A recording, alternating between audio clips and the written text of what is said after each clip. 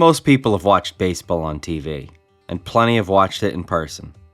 And so today, we're going to show you what to check out at Yankee Stadium, besides the game. This is Magellan, And this is Greyhound. where we make videos about epic road trips, kayaking, hiking, and other outdoor adventures. The New York Yankees require no introduction. You either love them or hate them, and you likely have strong feelings either way. Just remember they won the ultimate bling 27 times. In either case, get to the game much earlier than the first pitch to be able to see what we're about to show you. Before we go inside, let's first head across the street to Heritage Field, the former site of the old Yankee Stadium, which, if you ever got the chance to experience it, was the most glorious place in all of sports. Although a far cry from the house that Ruth built, the field still retains the original outline. Roger Maris's 61st home run, Gehrig's luckiest man alive speech, David Wells pitching a perfect game through a raging hangover, Aaron bleeping Boone. It all took place right here. And while there is almost nothing left behind to commemorate this once great cathedral of baseball, in the far distance you can see the frieze, the iconic curved concrete that crowned the upper deck of the old Yankee Stadium. Been a long time. Let's head through Gate 6. The team store will be to your right, where you can buy baseball caps, jerseys, jackets, and basically anything Yankees.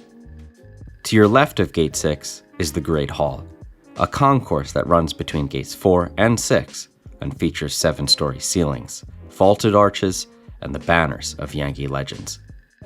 My personal favorite, Donnie Baseball, Joe DiMaggio, Babe Ruth, Yogi Berra, Paul O'Neill. You get the idea. A place absolutely steeped in history. Your next stop, especially since it will close 45 minutes before game time, should be Monument Park. Originally located behind left field in the old stadium, it's now behind center field. This is probably one of the coolest places in the stadium. Rows of retired numbers from Yankee greats like Gehrig, Ruth, DiMaggio, and Mantle, to more recent players like Rivera, O'Neill, Jeter, and Posada. And also plaques and monuments from players such as Phil Rizzuto, Andy Pettitte, Tino Martinez, and even non-players like announcer Bob Shepard, manager Joe Torre, and of course, owner George Steinbrenner. Each plaque has a nice little blurb of information about each and their nickname. This is basically a shrine to all of these legends, and I'm all for it. Nelson Mandela, Jackie Robinson, and the events at the Stonewall Inn also have honorary plaques. Our next spot is on the lower level near Gate 6, the Yankees Museum. Honestly, this is my favorite place in the stadium aside from watching the game.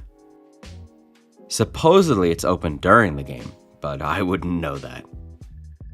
There's the ball wall, which contains thousands of signed baseballs from almost anyone who has ever worn the pinstripes. At either end of the ball wall are life-size statues of Don Larsen and Yogi Berra, commemorating Larsen's perfect game in the 1956 World Series. They stand at a regulation of 60 feet 6 inches from each other. Around the museum are many different glass exhibits showcasing all kinds of famous Yankee memorabilia. World Series trophies, World Series rings, World Series heroics. These guys weren't called the Bronx Bombers for nothing. The bat Babe Ruth used to smack Yankee Stadium's first home run in 1923. Lou Gehrig's bat from the 1932 World Series.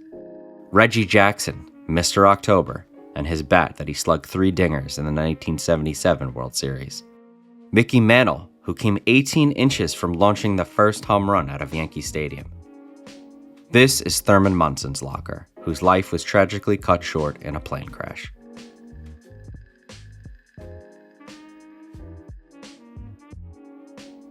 Section 203 is the home of the Bleacher Creatures, and to the roll call, which occurs at the top of the first inning. You'll hear the names of the starting lineup Yankees chanted and will continue to be chanted until that Yankee player acknowledges them.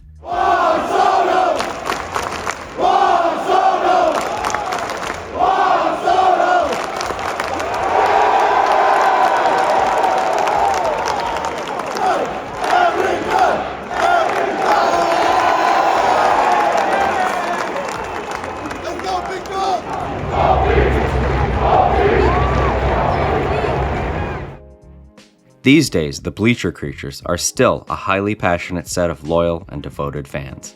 But in the old stadium, they were by far the poster children for toxic sports fandom. Highly raucous and inappropriate, rampant drunkenness, fights between opposing teams' fans, fights between each other. It was the craziest place to be during a game. And I would know. As a former Bleacher Creature from 1996 to 1998, it didn't surprise me when an alcohol ban was put into place for 9 years. Jose Canseco, who played right field for the Athletics, would ask his manager Tony La Russa to play left or center because he couldn't handle the madness. As a wide-eyed teenager, I'll never forget when the Bleacher Creatures hauled out a life-size blow-up doll that has a striking resemblance to Madonna and proceeded to chant like a virgin to Canseco while throwing trash at him because he had a rumored fling with the pop star. Yeah, those were definitely different days. Otherwise, Yankee Stadium's pretty average by other stadium standards. The food and beer are the cost of a car payment, and you don't need to be in your seat to see the game anymore. But what makes it so special is coming earlier to experience this history. In the off-season, you can buy tickets for a stadium tour to see essentially what we just showed you. And with that, enjoy the game. We'll see you on the trails or in the water.